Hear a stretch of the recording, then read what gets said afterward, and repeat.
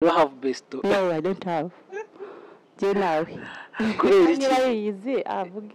Ntago ngira besto nge. Umuntu uramubwira nifasha kino. Aho kugira ngo akigufashe nuko kimusabye kabwa ati vayi cyakire mu rugo kuko cyabashanze mu rugo kucyakira. Mbariza abasore neza kuri kamera dore ngabambariza. So nge ndababaza ko uyu ngiyo sabye umuntu ikintu ngagufashe. Basi nari gutatumumbwiye ngo mbamubwiye ngo urize kare. Nge yari nyabona nzayamusubiza. Akambwira ni rero aho kugira ngo nge nago nakuguriza amafaranga ate ndayaguha. Urumva? Ariko wowe ukishima uzingagiye kuyaguhereza koko naho we yapanze ibindi bye. Ibyo dago yacu bibayo bashanga bajye kunkurayo nanga kandi jewe dago dafuira ubugabo kukacitinga kuko twese turi abantu icyo yakoze nanjye je nagikora so nago namufuira Jambo rimwe rero gira ikivuga kuri Yago Pondati. Yago Pondati ndamukunda cyane nkunda imiziki ye yego kandi ni nabyiza kuba turi mu gace kamwe kuko ni wa Nyagatare nanjye ndo wa Nyagatare. Niki bavuga kuri Supermanager? Supermanager ese Supermanager we nawuza gace ke cyangwa niwe? Supermanager rero ukuntu mbanumva ngo yaturutse Tanzania kandi ngiye Tanzania nabwo ndahagera ariko gusa ngiye ndamwikundira kuko bura ni umuntu nawe ukunda vibes cyangwa nyine nawe uramwikundira cyane vibe ni nawe ubwe yego ngiye ndamukurikirana cyane hari ukuntu ngo abatoto bamukunda cyane ngaho tubwire rero abwiza abantu kuri yego kandi buri kuri kurajyana nawe niki mukundira cyangwa se mukundira nyine ko ari handsome nabyo bindi byose ajya avuga no nyine yari ari ko nyine boy so ni umuko nyine kandi nanjye ndi umuko nyine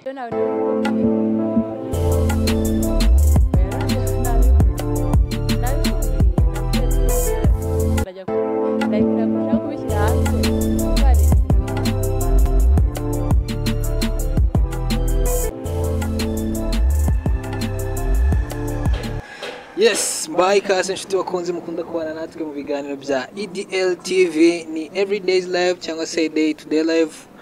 Nkuko mubizi rero benshi dukunda kubana ku mbuga zose ndabizi ko mugenda mudukurikira kandi mudukunda amajyepfo majyaruguru iburasirazuba iburengerazuba nizere ko mumeze neza natwe tumeze neza. Imbere ya kamera ya EDL TV rero twakiriye umukobwa mwiza turagira ngo atangira twibwira muri rusange. Mazina ni Fiona. Wacu ni Nyagatare. Ego. Murakwitegereje ebana. First of all kambanze nangire mvuge ngo uri mwiza. Tagari cyane. Ndani baruko nje ari njye kwegereye ariko ndashaka kubwira nk'umuntu ukureba kuri televiziyo ko uri mwiza. Nagari cyane. Akoga ni weshi beza cyane ushaka vuge nka buri kantu ngo oya nawe niko ushaka vuge nka buri kantu kweri turakwakiriye rero kuri EDL TV. Nakoze kugakira umeze neza? Meze neza. Nga rero utangira twibwira nyine ku muntu ukubonye introducing yourself cyangwa uracyari umwana ntago yivuga? Ntabivuga. Ego. So ngewe amazina nababwiye ni nk'ayandi nababwiye ni Fiona. Ngewe ndi umukobwa uharanira gukora cyane kandi nkaba nkunda gukora. Yego. Okay. So umuntu akwitegereje arabona ko nyine hari ukuntu nyine ufite ushinguye ufite igihagararo ese wenda niba atari ibanga ufite imyaka ingahe? Ndi umukecuru. Nyine bitubwire twe turi kubona ukiri guto uteye bitoto kabisa. So imyaka ngewe ase imyaka nivuge kweli abantu benshi bakunda kugita umuntu mukuru ayo bambonye bitewe n'igihagararo ariko ngewe imyaka yanjye 20 ubu ngubu. 20. Yego. uri muto kweri yaba Miss Rwanda igihari wakwitabira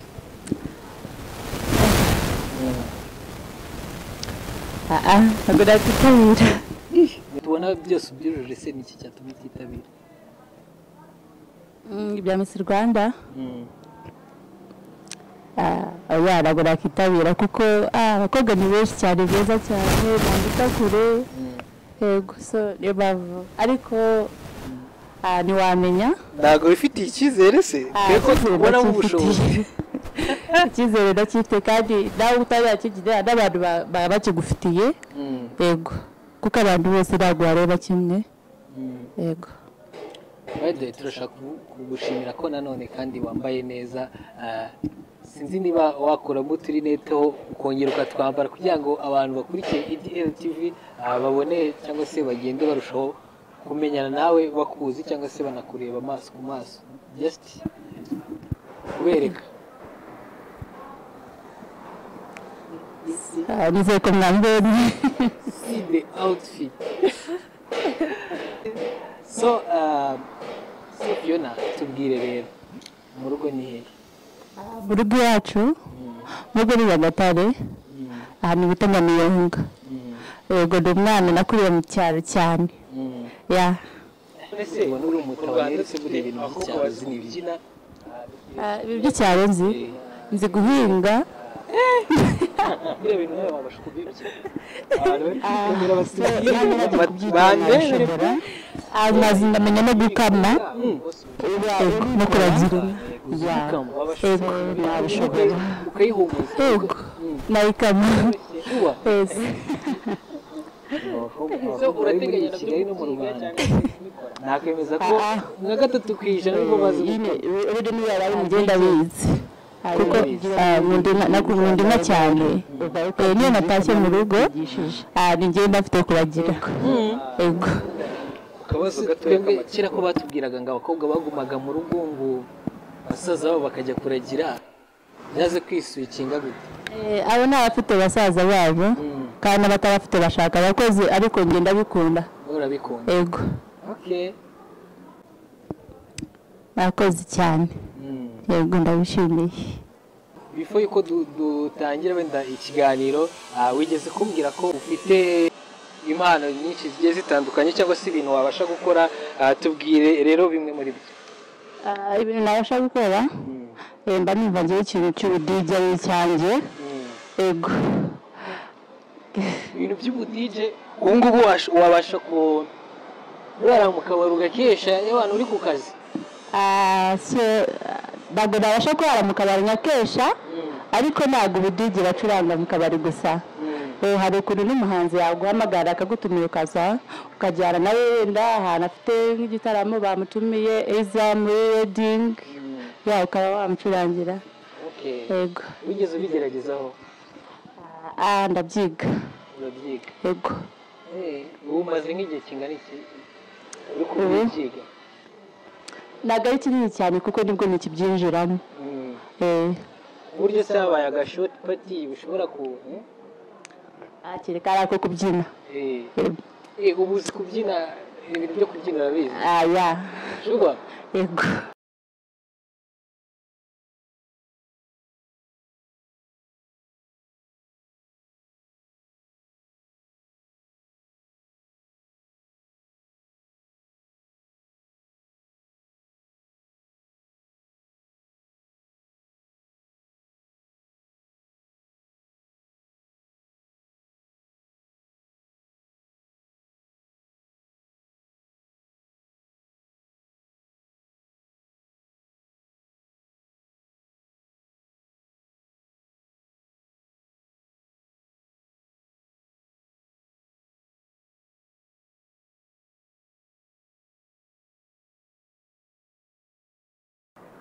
unywa inzoga ntabwo njyamo ntabwo yinywa yego ese ubwo wakuraho vibe z'aba DJ vibe ndazihorana yego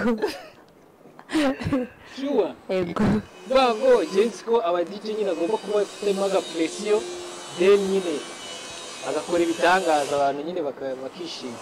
Vibe ndazihorana niyo naba wowe gasi tubona abandi bafite vibe zo hejuru nawe urazizamura biterwa n'aho abantu uri urakorera icurangira vibe bafite zirangana zite so iyo bafite vibe zo hejuru nawe zishyira hejuru biterwa na vibe umuntu afite. Yego ese ngusubije inyuma ho gatoya ngubu bibaye ngombwa ko Miss Rwanda igaruka bayitabira? Miss Rwanda ntabwo nayitabira. Kubera iki? Miss Rwanda ntabwo nyikunda. Niye mpamvu nyine utayikunda kandi tubona nyine ushobora guhagararira abakobwa? Impamvu ntabwo nabahagararira kubera yuko abakobwa turi benshi kandi abakobwa beza cyane so urumva yuko ntabwo ngiye Miss Rwanda nyine umuntu akora icyo akunda so Miss Rwanda njye ntabwo nayitabira ngo njye guhangana nabo nyine nareka abandi bakaduhagararira ababashije kuyitabira nka Miss Miyango urabona amaje kwa Chivinga sibyo yabaye photogenique I think muri la Miss Rwanda yabaye cyangwa se nka Naomi ni byiza n'ababyitabira ndabashishikariza kuba babikomeza ni byiza nuko itakiriho ariko njyewe mu by'ukuri nahoze kubwira ngo njyewe nakuriye mu cyaro nakuze niragirira inka nkana so ibyo kumbwira muri Miss Rwanda ntabwo nabishobora kuko barijya cyane ntabwo nabishobora.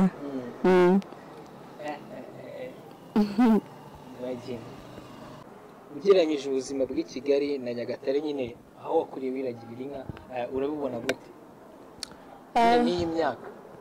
Muri iyi myaka biba byiza iyo ugenzemo kuko iyo umuntu wo mu cyaro experience aba afite mu byo akora ntabwo umuntu w'i Kigali aba n'uwo mu cyaro so niyo mpamvu ufite kugenda muri Kigali ukareba nyine nawe ukareba uko u Rwanda ruteye ukareba nibwo mu mutwe nyine hafunguka so iyo ugumye mu cyaro yarode n'ibyo byonyine nkora nabyo nashobora kubikora nonaha ego kuko mu cyaro tuba dufite isoni nyinshi cyane. Isoni nyinshi? Ego se nawe ugira isoni cyane. ndashaka kubaza rero ubona gute urubyiruko rw'i Kigali kode nyine nawe waturutse urubyiruko rw'i Kigali rubona gute? Urubyiruko rw'i Kigali rurafungutse cyane yego kandi nta bantu bakora bakunda iyo atari ku kazi ubwo aba yumva abangamiwe yego kandi nabwo aricyo kinabatunze. watubwira iki ku mpundu z'i Kigali? Ubuzima impundo like relationships z'i Kigali z'abantu bari muri Kigali umukobwa n'umuhungu like uburyo ubona nyine impundu zabo ukuntu ziba zimeze?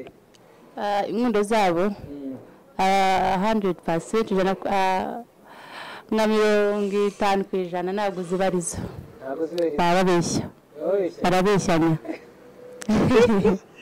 tubwire kurabimwe ubundi umukobwa iyo umukunze ujya iwabo kumusabayo yego so iyi ngiyi ngo barakundana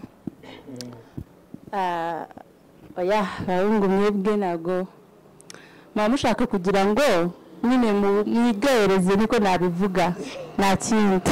nyine urumva dating nyine bigenda se niko bigenda se koko? ntabwo ariko bigenda. wowe ibyo uzi babikora gute? ibyo nzi ni uko umukobwa umukunda ukajya kumukora iwabo ukamusabayo. no before yuko ujye kumusaba then murabanza mukadatinga? mubanza mukadatinga yes ariko uko nabibonye abenshi na benshi bababeshya kuko ni benshi maze kubona bakundanye n'abahungu arakunda n'abahungu barenga 5 ngo banganye ubwo n'urukundo nyabaki ragaye urukundo rw'urwo so bimva ngiye niyo mera mvuga yuko baba batubeshye 100%.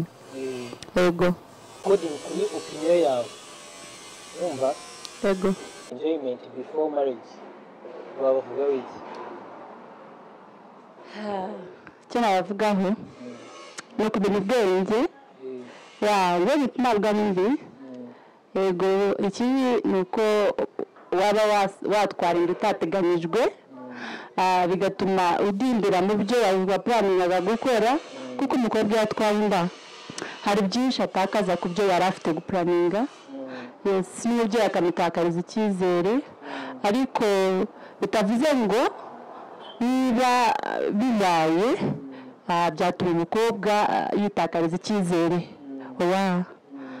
icyizere agomba kubiza agifite agakora cyane aganira cyane gukora yego ushatse kuvuga ngo bajye benjoyinga ariko bashyiremo protection bakoresha ubwenge yego kuko yahungu b'iki gihe aragutera inda akakwihakana ugasanga nawe ugiye kubona abona wenyine yego ubwo tubare ni urugero nk'umuntu bimubayeho nk'ubu yisanze yatwise kandi atari like atizeye neza wa muntu wayimuteye yamubyara yego buriya mwana ni umugisha yamubyara ahubwo agaharanira gukora cyane yego kugira ngo umwana azabone ubuzima bwiza ese break up z'iminsi ko zabaye ko ziri too much nibikomeza nyine kuba ashobora kuba yakipinga enjoyment na protection n'iki imyaka igakomeza imujyana zarangira erega nabo ntabwo babikunda ntabwo babikora buri munsi ngo igihe cyose just tubikora kuko wumvishije wabishatse kandi nawe ntabwo wabishaka buri dakika umubiri ni umubiri umubiri ni umubiri yes ariko so niba bishaka yo bite cyeka mwarankongo ariko natwe ku bakobwa twebwe ntabwo tubikora ko tubishaka tubikora ko mu bidukoresheje yego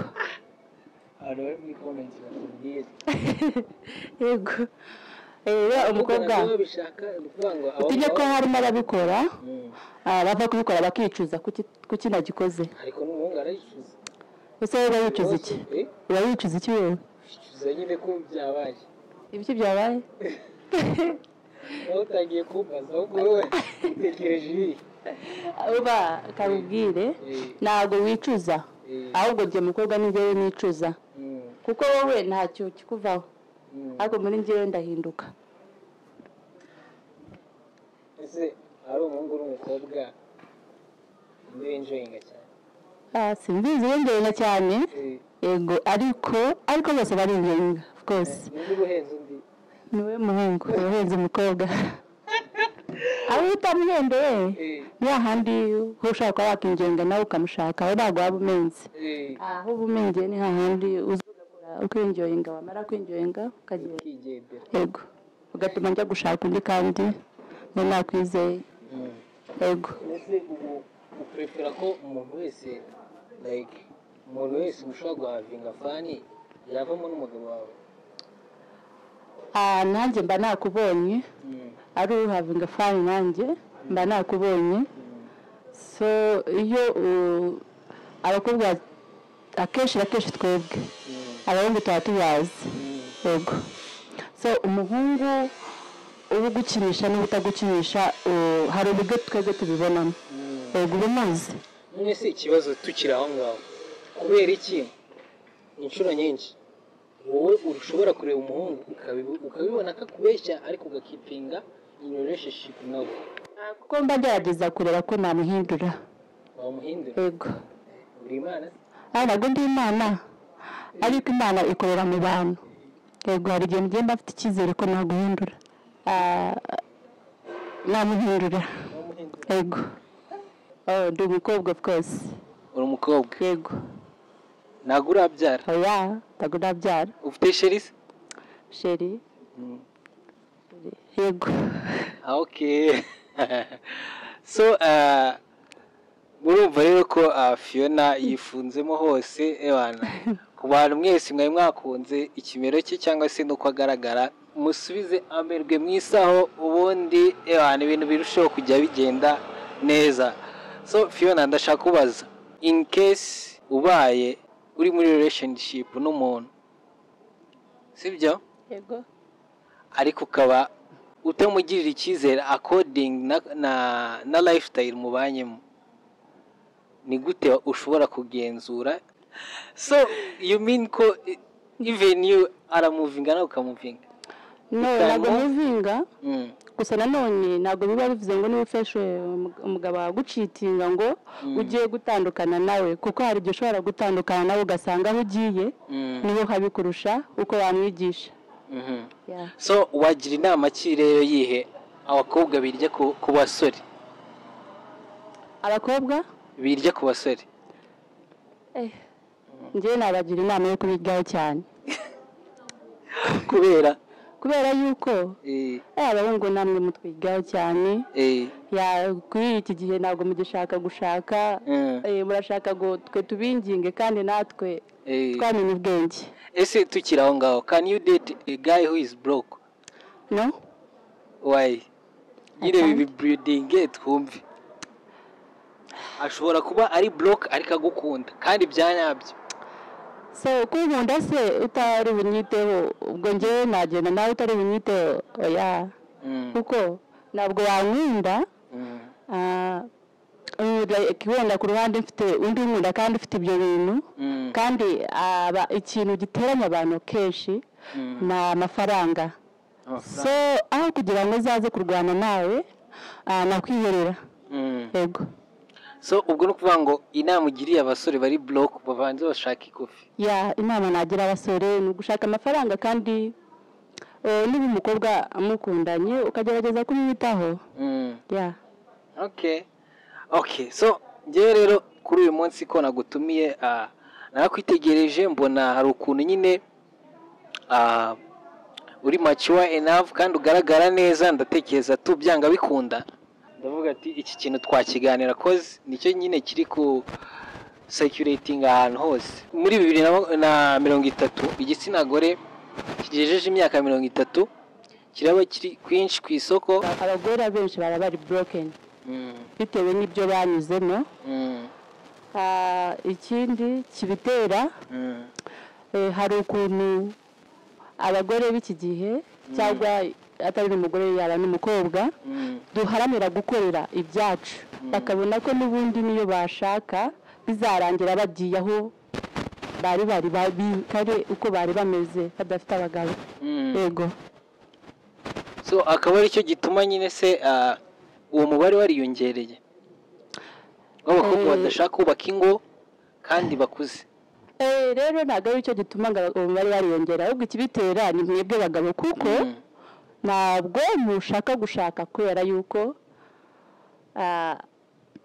namwe abasore benshi ntabwo bivuze ngo nuko badashaka gushaka nuko n'amafaranga baba bafite nabo. Baratekereza kugira iwabo w'umukobwa bagatekereza ukuntu bagiye gukwa. Ubu ngubu ni iwacu twebwe ntabwo waza gukura y'umukobwa udatanze ibintu. Yego. Ubwo no kuvuga ngo nk'umuntu agushaka yatanga ibingana iki? Igiciro nyine kiba kiri standard, I mean kitari up, kitari hejuru cyane, kitari na low. Jewe jewe ntabwo nabivuga kuko ibyo bivuga n'umubyeyi wanjye. No, like be open, uvuge ati njyewe as myself nakunze umuntu sibyo, then you have to get married. Kandi ndabona wenda ashobora kuba ari ahagaze ukunguko, nyine wowe wabasha kumuha minimum gute, wamuretingira gute? Ariko nese suri mukuru. Ntabwo ndi mukuru cyane kuburyo najya gushaka kandi bivuze none angahe igiciro bahita bajya gunkura yo mu rugo. Okay, Nyagatare abantu benshi bazi ko nyine ariho hana kibinka biretingire basimo nkavuga ati okay wenda singiye kuvuga ngo ni bya bindi bya kera byo kujugunya inkoni, ariko sometimes hari nabo bakizijugunya ngambwira according to your so nko ku bandi n'urugero umukobwa Nyagatare kumukurayo ugomba kuba witwaje inka nk'eshanu. Yego. Eshanu zose kandi nabwo biterwa n'umukobwa uhakuye. Yego. Urumva bikaze. None se okay wewe urebye lifestyle y'i Kigali nkawe noneho uburi i Kigali ntabwo uri Nyagatare. Nyagatare wenda aho barorora sava baba bafite izo nka wenda n'ubushobozi according hari iki. Ahangaha it's just business. uratekereza bitegereje nyine nk'urubyiruko cyangwa se abasore ubona ibyo bintu nyine bari ebo yo kwafodinga iyo nkwano? So aho kugira ngo yes urakora business ariko ndizera neza ko iyo business nawe wajya gusa igihe cyo kujya gushaka umugore ufite amafaranga cyangwa wizeye ntabwo wajya kuzana umugore kubushyira mu nzu nta kintu ufite cyo kumugaburira. Yego kandi se bivuze ngo kugira ngo wubahishe uwo mugore uba ugiye gushaka cyangwa wubahishe n'uwo mukobwa ugomba kumukwa iwabo kugira ngo umwubahishe. So nawe wakora cyane bitewe n'icyo ushaka. Yego kuko haracyarimo abakobwa bazima, abakobwa bose ntabwo bangiritse. Okay. Yego ariko nanone ubundi bushakashatsi bukavuga ngo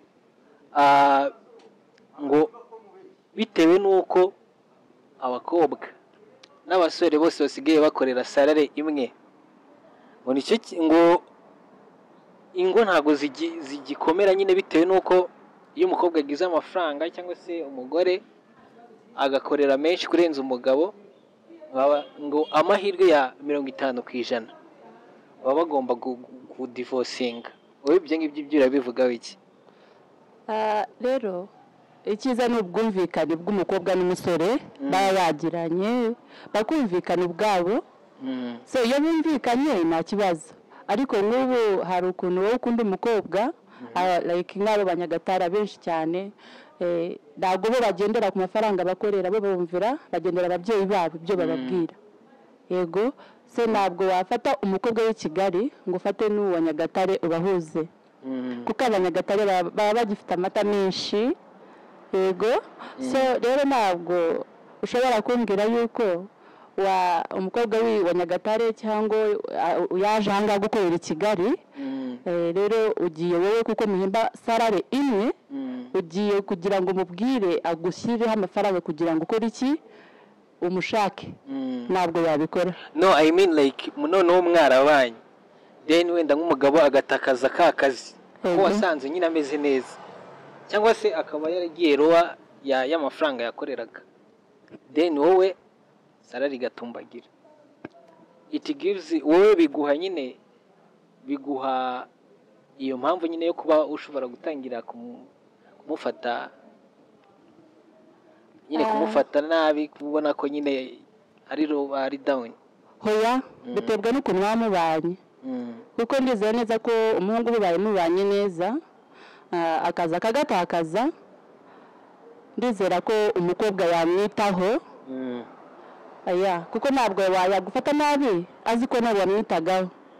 Yego ariko nanone ntabwo ugiye kubigira akamenyero, uba ufite gukora cyane kugira ngo ushaka kandi kazi.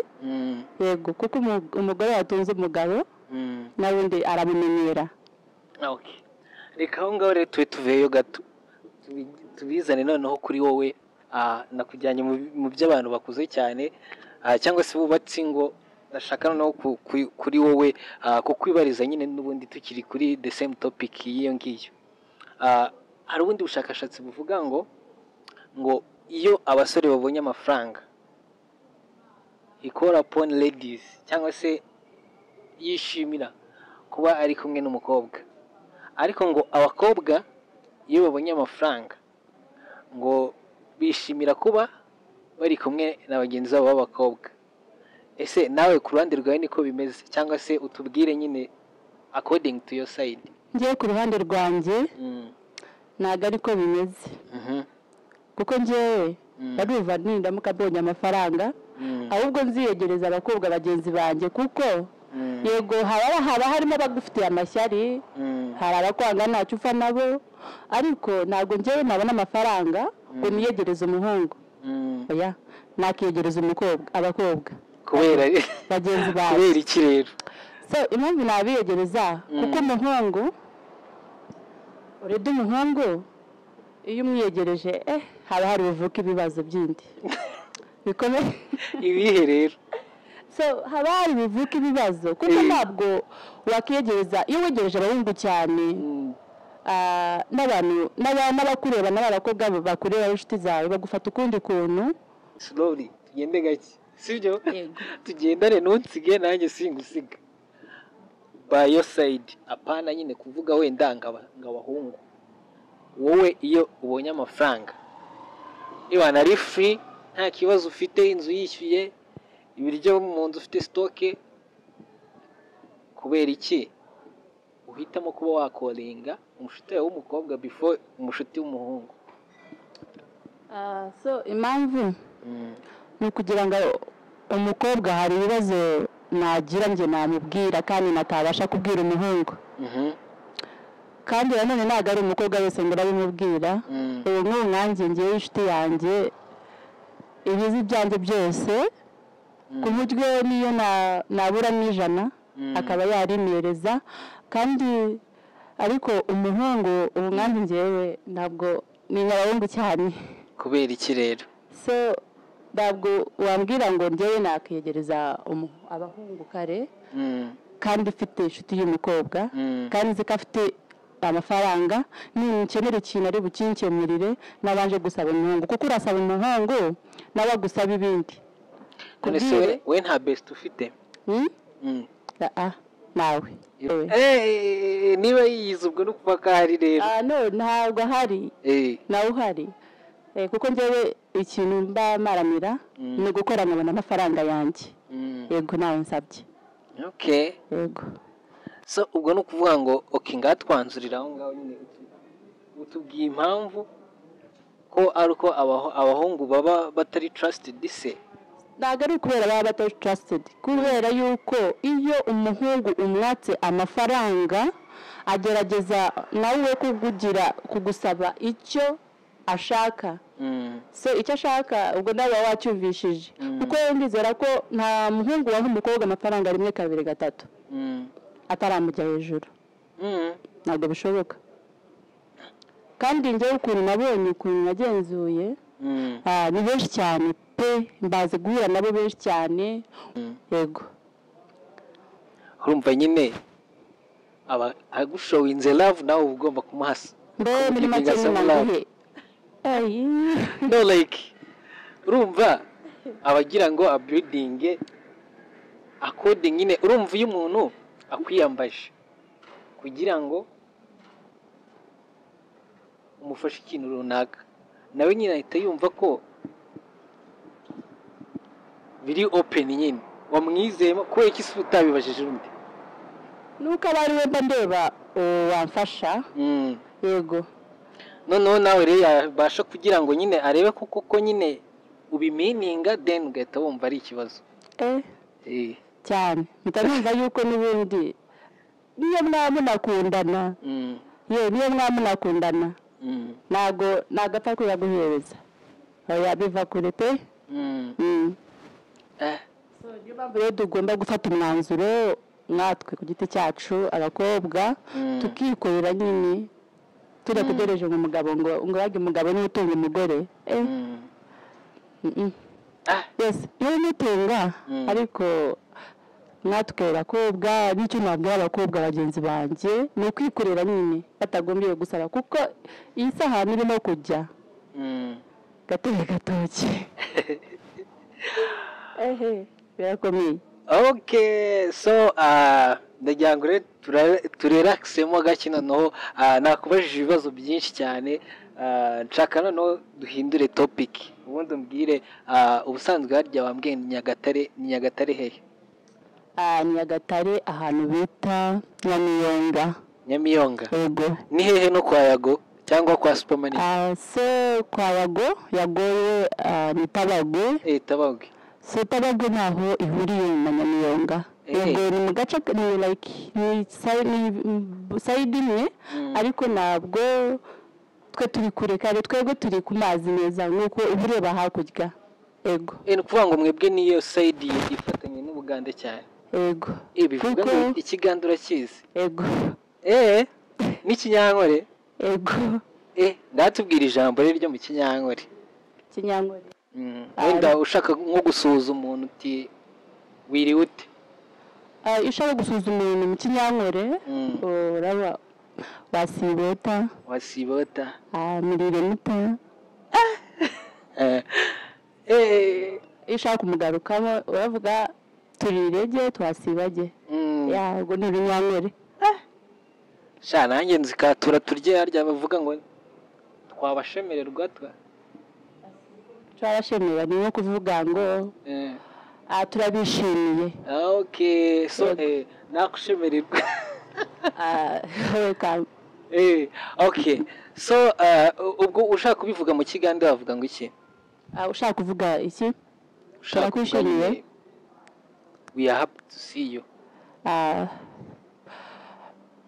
Samiso balaba. Okay. Ako wabayeyo. No? Ese bishoboka gute ko nyine kubera ko muri aba neighbor nicyo biba byoroshye bitubimenya. Ikigande ko nakize. Nigize kujyaho Uganda. Ya to gusurayo abavandimwe banje. So nigayo just cyari like one month nitagaruka mu Rwanda. Okay. So ariko ukuntu nagendaga nigana n'abana b'Abagande nicyo cyatumye niga Urugande. Okay. Yego. Okay. So abastari bo mu Rwanda ufana na abahe? Abastari bo mu Rwanda mfana. Wa mbere ni Syntex. Syntex.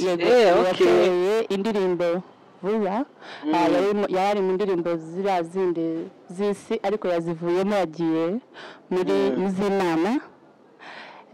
Niwe wa mbere rero mfana. Yego. Kabiri Yago. Yego. Ni wa gatatu nawe uramwumva. Wa gatatu ni ko nyine boy. Kuko je kadabenzi. None se. Okay. None se ko na Afrika ari uwenyagatare. We ntago ujya umufana? Afrika. Wamuvugaho iki no kubyamuvuzweho? Afrika ntacyo namuvugaho kuko ntabwo muzi cyane. Yego. Sibyo kumva indirimbo ze. Mr. Gatunda ntago muzi? Agatunda ndakazi no katumye mumenya ariko ntabwo najya kumuvugaho kuko ntabwo muzi cyane. Umuntu mumenya ari uko mwahuye. Okay. Nuko ijambo rimwe nababwira kubera yuko njyewe ubwanjye ndashaka kubitsabira ikintu kuko njyewe buramba ndaplaninga kuba DJ. Yereka abafana ukuremo rinete bakubone then none ukibasabe bakureba fresh banakuzi ku buryo muzaho urazatavuga niwe. Ariko n'ubu bamenye. Oya biyereke. Biyereke. I want to see you just your eyes.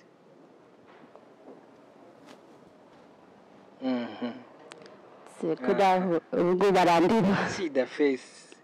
See the eyes. Don't you see? Nyine nibyo ngibyo urumva ubu ngubu noneho barakubonye fresh ngana naho kibasabe then bakureba neza n'amaso. Ni mwiza abafana banje muze kumbwira muri comment kandi nizere ko ikintu agiye kubasaba cyose muragikurikiza. So ikintu nabasaba ni ukuneza imbere mu byo ushaka gukora. Yego. So mfite account yanjye kuri TikTok yitwa His Queen Fiona. Kubera yuko njye ndi umuntu ukunda vibe. Yego ndazikunda ariko ntabwo bagora cyane kugira ngo ndebe yuko nakiteza imbere nta kindi. So abankuze nabasaba kumfollowinga na kindi. Kubyina umuntu kuguhamagara ukaba wakora act mu ndirimbo ye. Kuba video vixen. Yes. Okay. Ikindi nicyo nababwiye kuba DJ ariko byo biri mu nzira. Kuba DJ. Yego. Watangiye kubyiga? Yego. Okay. Nyagatare amaje kuva yaba DJs benshi na DJ Flix na sinzi n'abandi. Ijambo rimwe rero wavuga kuri DJ Flix? Nawe ndamubwiye nicyo namwifuriza. Ijambo rimwe namuvugaho no gukomerezaho. Yego. Ni gukomerezaho kandi umwana cyane. So ubwo ku zina ry'ubu DJ uzajya ukoresha irihe? Ku zina ry'ubu DJ zajya nkoresha abatisana babwira narutangiye. uyo ababwira then bakaba babyiteze bakaba bizi ko you on the way coming Fenta. Yeah. DJ? Okay. Yes, so turagushimiye cyane. Cyane niba hari ikindi wongere ushaka gutangaza kindi. Wakoze kwitabira ikiganiro na EDL TV. Nakoze cyane. Okay. Nakoze kuba wanimiye, ndabashimiye. Twaganiraga nande? Mwaganiraga na Fiona. Fiona. Ya ku TikTok ni Queen.